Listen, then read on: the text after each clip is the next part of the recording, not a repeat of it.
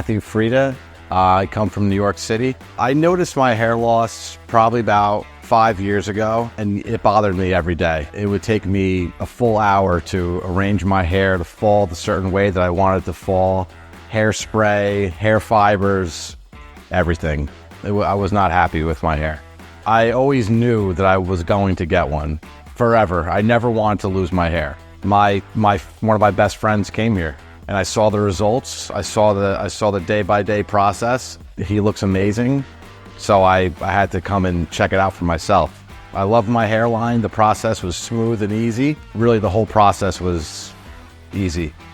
We went. The consultation was more of a natural look. That's what I wanted to go with, and I think it did a good job. That's really the gist of it.